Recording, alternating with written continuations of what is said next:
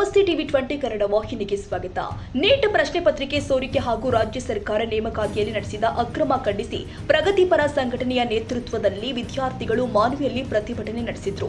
ರಾಯಚೂರು ಜಿಲ್ಲೆಯ ಮಾನ್ವಿ ಪಟ್ಟಣದ ಬಸವ ವೃತ್ತದಿಂದ ನಡೆದ ಪ್ರತಿಭಟನೆ ಕೇಂದ್ರ ಸರ್ಕಾರದ ವಿರುದ್ಧ ಘೋಷಣೆ ಕೂಗಿ ಸಚಿವ ಧರ್ಮೇಂದ್ರ ಪ್ರಧಾನ್ ರಾಜೀನಾಮೆ ಕೊಡಬೇಕು ಅಂತ ಆಗ್ರಹ ಮಾಡಿದ್ದಾರೆ.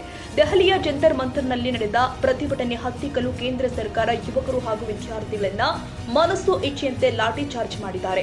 ಆದರೆ ಇದೆಲ್ಲವನ್ನ ನೋಡಿದ್ರೆ ಸರ್ಕಾರದ ದೌರ್ಬಲ್ಯ ಎಂದು ಮುಖಂಡರು ಆಕ್ರೋಶ ವ್ಯಕ್ತಪಡಿಸಿದರು. ಮಾನ್ವಿ ನಗರದಲ್ಲಿ ಒಂದು ಪ್ರಗತಿಪರ ಸಂಘಟನೆ ಮತ್ತು ಯುವಜನ ವೇದಿಕೆ ವತಿಯಿಂದ ಇವತ್ತು ಒಂದು ದೊಡ್ಡ ಬೃಹತ್ ಪ್ರತಿಭಟನಾ ಮೆರವಣಿಗೆಯನ್ನು ಹಮ್ಮಿಕೊಳ್ಳಲಾಗಿತ್ತು.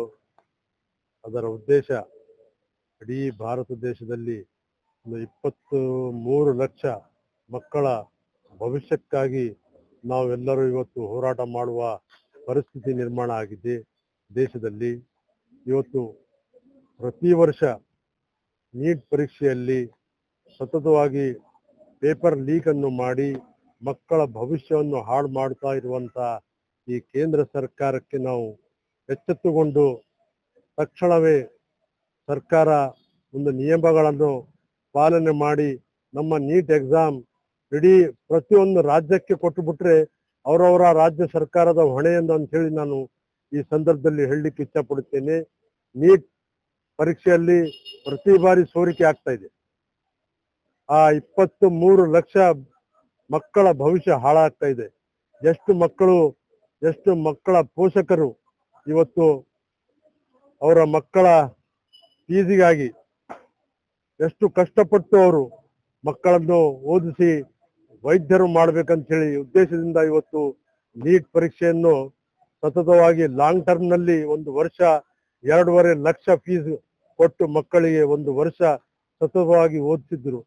ತದನಂತರ PUCಯಲ್ಲಿ ಸಾಕಷ್ಟು ಮಕ್ಕಳು ಕಷ್ಟಪಟ್ಟು ಹಗಲು ರಾತ್ರಿ ಮಕ್ಕಳ ತಮ್ಮ ಭವಿಷ್ಯಕ್ಕಾಗಿ ಓದಿ ನೀಟ್ ಎಕ್ಸಾಮ್ ಅನ್ನು ಕೊಟ್ಟಿದ್ರು. ಆದ್ರೆ ಇವತ್ತು ಸರ್ಕಾರ ಅವರ ಜೊತೆಗೆ ಅವರ ಜೀವನದ ಜೊತೆಗೆ ಅವರ ಭವಿಷ್ಯದ ಜೊತೆಗೆ ಚೆಲ್ಲಾಟವನ್ನು ಆಡುತ್ತಾರೆ. ಹಾಗಾಗಿ ಇವತ್ತು ನಮ್ಮೆಲ್ಲರ demand education minister Dharmendra Pradhan ಅವರು ತಕ್ಷಣ ರಾಜೀನಾಮೆಯನ್ನು ಕೊಟ್ಟು ಪ್ರಧಾನಮಂತ್ರಿಯವರು ಇದರಲ್ಲಿ ಭಾಗವಹಿಸಿ ತಕ್ಷಣ ಒಂದು ಉತ್ತಮವಾದಂತಹ ಕಾನೂನು ನಿರ್ಮಾಣ ಮಾಡಬೇಕಂತೇಳಿ ನಾವು ಈ ಮುಖಾಂತರ ಒತ್ತಾಯವನ್ನು ಮಾಡುತ್ತೇವೆ. अस्सलाम वालेकुम, गुड मॉर्निंग, नमस्ते आप सभी को। आज हम यहाँ सिर्फ एक एग्जाम के लिए नहीं खड़े हैं, बल्कि हमारे इंसाफ, ईमानदारी और मुस्तकबिल के लिए खड़े हैं। नीट एक ऐसा इम्तिहान है जिसके लिए लाखों बच्चे सालों से तैयारी करे। कुछ बच्चे गरीब परिवार से आते, कुछ लोग गांव से अपने माँ बाप के लिए सालों से तैयारी कर रहे हैं, अपने माँ बाप के सपने पूरे करना चाहते हैं। अगर ऐसे ही पेपर लीक होते रहेंगे तो या इरेगुलरिटीज या अनफेयर प्रैक्टिस चलते रहेंगे तो लाखों बच्चों का भरोसा टूट जाता है। डॉक्टर बनना सिर्फ एक ख्वाब ही नहीं, लोगों का खिदमत करना, कौम की खिदमत करना जरिया भी है। अगर ऐसे ही लोग ये पेपर लीक करते रहेंगे तो बच्चे डॉक्टर कैसे बनेंगे? डॉक्टर जिसको बनना है, डॉक्टर का जी भी नहीं जानते। वो लोग सिर्फ पैसा कमाना है। और हमने रातों की नींद कुर्बान कर दी, हमने अपनी खुशियां छोड़ दी, हमने दिन रात मेहनत की। हमें इंसाफ चाहिए, हमें हमारा हक चाहिए। धर्मेंद्र प्रधान इस्तीफा दो। हमारा एक ही मकसद है, हमारा इस्तीफा चाहिए हमें। ಈ ದಿನ ದಲಿತ ಮತ್ತು ಪ್ರಗತಿಪರ ಮತ್ತು ವಿದ್ಯಾರ್ಥಿ ಯುವಜನ ಒಕ್ಕೂಟದ ವತಿಯಿಂದ ಬಸವ ವೃತ್ತದಿಂದ ತಹಸೀಲ್ ಕಾರ್ಯಾಲಯದವರೆಗೆ ಸುಮಾರು 100 ವಿದ್ಯಾರ್ಥಿಗಳು ಸೇರಿ ಒಂದು ಪ್ರತಿಭಟನೆ ಮಾಡಲಾಯಿತು. ಈ ಪ್ರತಿಭಟನೆಯಲ್ಲಿ ಈಗಾಗಲೇ ಜಂತರ್ ಮಂತರ್ನಲ್ಲಿ ಮುಷ್ಕರಕ್ಕೆ ಕುಂತಿರುವಂತಹ ವಿದ್ಯಾರ್ಥಿಗಳ ಮೇಲೆ ಕೇಂದ್ರ ಸರ್ಕಾರದ ಅಧೀನದಲ್ಲಿರುವ ಪೊಲೀಸರ ವತಿಯಿಂದ ಆಗಿರುವಂತಹ ದೌರ್ಜನ್ಯದ ವಿರುದ್ಧ ಈ ನಮ್ಮ ಪ್ರತಿಭಟನೆ ಇತ್ತು. ಮತ್ತು ನೀಟ್ ಪರೀಕ್ಷಾ ಪತ್ರಿಕೆ ಏನು ಸೋರಿಕೆಯಾಗಿತ್ತು ಅದರ ವಿರುದ್ಧವಾಗಿ ಇದೆ.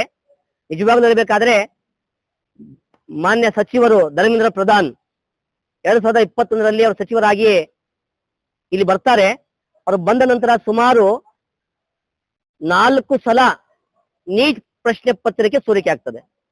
ಮತ್ತೆ ಜೊತೆಗೆ ಬೇರೆ ಇಲಾಖೆಯಲ್ಲಿರುವಂತಹ ಪತ್ರಿಕೆಗಳು ಸೋರಿಕೆ ಆಗ್ತವೆ, ಎಕ್ಸಾಮ್ಗಳು ಮುಂದೂಡಲಾಗುತ್ತವೆ. ಹೀಗಾಗಿ ಬರೇ ಪ್ರತಿ ವರ್ಷ ವಿದ್ಯಾರ್ಥಿಗಳ ಮೇಲೆ ದೌರ್ಜನ್ಯ ನೋಡಿ. 21ರಲ್ಲಿನೂ ಆಯ್ತು, 24ರಲ್ಲಿ ಆಯ್ತು, ಮತ್ತೆ ಈಗ 26ರಲ್ಲಿನೂ ಆಗ್ಯದ. ಹಾಗಾಗಿ ಈ ಒಂದು ಧರ್ಮೇಂದ್ರ ಪ್ರಧಾನ್ ಅನ್ನುವಂತ ವ್ಯಕ್ತಿ ಶಿಕ್ಷಣ ಕ್ಷೇತ್ರಕ್ಕೆ ಸಚಿವರಾಗಿ ಮುಂದುವರಿಯಲು ಅವರು ಅನರ್ಹರು ಅನ್ನುವಂಥದ್ದು. ಹಾಗಾಗಿ ಎಲ್ಲಾ ವಿದ್ಯಾರ್ಥಿಗಳು ಮತ್ತು ಎಲ್ಲ ಸಂಘ ಸಂಸ್ಥೆಗಳು ಸೇರಿ ನಾವು ಇವತ್ತು ಪ್ರತಿಭಟನೆಯನ್ನ ಮಾಡಿದ್ದೇವೆ. ಮಾನ್ಯ ರಾಷ್ಟ್ರಪತಿಗಳಿಗೆ ಒಂದು ಮನವಿ ಪತ್ರ ಕೊಡಲಾಗಿದೆ. ಇನ್ನೊಂದು ಹೇಳಕ್ಕಾದ್ ನೋಡಿ, ಇವತ್ತಿನ ರಾಜಕಾರಣಿಗಳು, ಈ ವಿಶೇಷವಾಗಿ ಬಿಜೆಪಿ ನಾಯಕರು, ಅವ್ರು ಏನು ಎಂತ ಅಂಧಭಕ್ತರು ಅರ್ಥ ಆಗಲ್ಲ.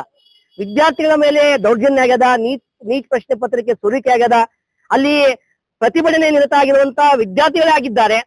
ಅವರ ಪರವಾಗಿ ಮಾತಾಡೋದು ಬಿಟ್ಟು ಬೇರೆ ರೀತಿಯಾಗಿ ಮಾತಾಡ್ತಾರೆ. ಇವರು ಯಾವಾಗಲೂ ನಮ್ಮ ದೇಶದಲ್ಲಿ ಹಿಂದೂ ಮುಸ್ಲಿಂ ಅನ್ನುವಂಥದ್ದು ಕಾಡಾಡುವಂತ ಒಂದು ಕೆಲಸ ಇವರು ಮಾಡ್ತಾ ಇದ್ದಾರೆ. ಇದು ಯಾವತ್ತೂ ಸರಿಯಲ್ಲ. ನಮ್ಮ ರಾಜ್ಯದ ಮಾಜಿ ನಾಯಕರು ಬಿಜೆಪಿಯ ಯಾರತ್ತ OT ರವಿ, CT ರವಿ ಅಂತಾರೆ ಅದಕ್ಕೆ, ಆತ CT ರವಿ ಅನ್ನುವಂತ ಪದಕ್ಕೆ ಲಾಯಕ್ಕಿಲ್ಲ. ಬದಲಾಗಿ ಚಿಕ್ಕಮಗಳೂರಿನ ಒಬ್ಬ OT, ಒಬ್ಬ ಕಳ್ಳ ಅನ್ಬಹುದು ಅಥವಾ ಒಬ್ಬ ರೌಡಿ ಅನ್ಬಹುದು. ಅಂತ ವ್ಯಕ್ತಿ ಅವನು ಹೇಳ್ತಾ ಇದ್ದಾನೆ ಈ ನೀಟಿಗೆ ಮತ್ತು ಈ ಮುಲ್ಲಾಗಳಿಗೆ ಏನ್ ಸಂಬಂಧ ಅಂತೇಳಿ. ನೋಡಿ, ಮುಲ್ಲಾಗಳಾಗಲಿ, ಹಿಂದೂಗಳಾಗಲಿ, ಕ್ರೈಸ್ತರಾಗಲಿ, ಸಿಖ್ಗಳಾಗಲಿ, ನಾವೆಲ್ಲರೂ ಭಾರತೀಯರು. ಇಲ್ಲಿ ಯಾರು ಧರ್ಮದ ಆಧಾರದ ಮೇಲೆ ಬೇರೆ ಮಾಡ್ಲಿಕ್ಕೆ ಸಾಧ್ಯವಿಲ್ಲ. ನೀವು ಬರೇ ಇಂಥ ಸಂದರ್ಭಗಳು ಬಂದಾಗ ನಮ್ಮನ್ನ ಒಡೆದು ಆಳುವಂತ ನೀತಿಯನ್ನ ಅನುಸರಿಸಲಿಕ್ಕೆ ಪ್ರಯತ್ನ ಮಾಡ್ತೀರಿ. ಹಾಗಾಗಿ ರವಿಯವರೇ, ನೀವು ಹೇಳಿದ್ದ ಮಾತಿದು ಸರಿಯಲ್ಲ, ಇದು ವಾಪಸ್ ತಗೋಬೇಕು ನೀವು. ಇಲ್ಲ ಅಂತಂದ್ರಲ್ಲಿ ಮುಂದಿನ ತಕ್ಕ ಪಾಠ ಚಿಕ್ಕಮಗಳೂರಿನ ಮುಸಲ್ಮಾನ ಕಲಿಸಿಕೊಡ್ತಾರೆ, ಯೋಚನೆ ಮಾಡಿರ್ಲಿ. ಜೊತೆಗೆ ಇಲ್ಲಿರುವಂತಹ ಮುಸ್ಲಿಂ ನಾಯಕರಿಗೆ ಏನಾಗ್ಯದ, ಮುಸ್ಲಿಂ ನಾಯಕರು, ರಾಜಕಾರಣಿಗಳು ಸಚಿವರಾಗ್ಲಿಕ್ಕೆ ಏನೋ ಪೈಪೋಟಿ ಮಾಡ್ತಾರೆ. ಅವ್ರಿಗೆ ಒಂದೇ ಒಂದು ಮಾತಾಡ್ಲಿಕ್ಕೆ ತಯಾರಿಲ್ಲ. ಇಂಥ ಹೇಳಿಗಳ ವಿರುದ್ಧ ಅವರು ಕೊಡಬೇಕು ಈ ರಾಜ್ಯದ ಮುಖಂಡರು. ಹಾಗಾಗಿ ನೋಡಿ, ಇವತ್ತಿನ ಮುಲ್ಲಗಳಾಗಲಿ, ಮುಸಲ್ಮಾನರಾಗಲಿ, ಬೇರೆ ಧರ್ಮದವರಾಗಲಿ, ನೀಟ್ ವಿಚಾರವಾಗಿ ಎಲ್ಲರೂ ಒಂದು. ಅಲ್ಲಿ ನೀಟ್ ಪರೀಕ್ಷೆ ಬರುವಂತವ್ರು ಕೇವಲ ಹಿಂದೂ ಮಕ್ಕಳಲ್ಲ, ಕ್ರೈಸ್ತ ಮಕ್ಕಳಲ್ಲ, ಎಲ್ಲಾ ಧರ್ಮ ಜಾತಿಯ ಮಕ್ಕಳು ನೀಟ್ ಪರೀಕ್ಷೆ ಬರೀತಾರೆ. ಹಾಗಾಗಿ ಅವರೆಲ್ಲರಿಗೂ ಸಹ ಸಹಕಾರ ಆಗ್ಬೇಕು. ಅವರೆಲ್ಲರಿಗೂ ಸಹ ಅನ್ಯಾಯ ಆಗಿದೆ. ಹಾಗಾಗಿ ಪ್ರತಿಯೊಂದು ಧರ್ಮದವರು, ಪ್ರತಿಯೊಂದು ಪಂಥದವರು ಧರ್ಮವನ್ನು ಬೆಳಿಟ್ಟು ನಾವೆಲ್ಲ ಭಾರತೀಯರು ಅನ್ನುವಂತ ಒಂದು ಕಲ್ಪನೆಯೊಂದಿಗೆ ನಾವು ಹೋರಾಟ ಮಾಡ್ತಾ ಇದೀವಿ ಅಂತ ಹೇಳಿಕೆ ನಾನು ಇಷ್ಟಪಡ್ತಾ ಇದ್ದೀನಿ. ಸೈಯದ್ ಖಾದರ್ ಬಾಷಾ, TV20 ಕನ್ನಡ, ಮಾನ್ವಿ.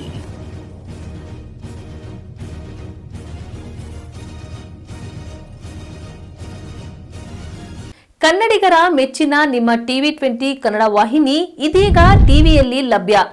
ಕರ್ನಾಟಕ ಮತ್ತು ದೇಶ ವಿದೇಶದ 360 ಡಿಗ್ರಿ ಸುದ್ದಿ ವಿವರವನ್ನ ಪಡೆಯುವುದಕ್ಕೆ TV20 ವಾಹಿನಿಯನ್ನು ಲೈಕ್ ಮಾಡಿ, ವಿಡಿಯೋಗಳನ್ನು ಶೇರ್ ಮಾಡಿ, ಕಮೆಂಟ್ ಮಾಡಿ, ಸಬ್ಸ್ಕ್ರೈಬ್ ಮಾಡಿ. HCN ಕೇಬಲ್ 842 ನಂಬರ್ನಲ್ಲಿ ಹುಕ್ಕೇರಿ ತಾಲೂಕು ಹಾಗೂ ಸಂಕೇಶ್ವರದ ಸುತ್ತಮುತ್ತಲಿನ ಹಳ್ಳಿಗಳಲ್ಲಿ ಲಭ್ಯ. PCN ಕೇಬಲ್ 129 ನಂಬರ್ನಲ್ಲಿ ಹಾರುಗೆರೆ ಸುತ್ತಮುತ್ತಲಿನ ಹಳ್ಳಿಗಳಲ್ಲಿ ಲಭ್ಯ. ರಾಯಬಾಗ್ ಡಿಜಿಟಲ್ ಚಾನೆಲ್ ಕೇಬಲ್ 80ನೇ ನಂಬರ್ನಲ್ಲಿ ರಾಯಬಾಗ ತಾಲೂಕಿನ ಸುತ್ತಮುತ್ತಲಿನ ಹಳ್ಳಿಗಳಲ್ಲಿ ಲಭ್ಯ. UDCN ಕೇಬಲ್ ನೆಟ್ವರ್ಕ್ ಉಗಾರ ಸುತ್ತಮುತ್ತಲಿನ ಹಳ್ಳಿಗಳಲ್ಲಿ ನಿಮ್ಮ TV20 ಕನ್ನಡ ವಾಹಿನಿಯೂ ಲಭ್ಯ.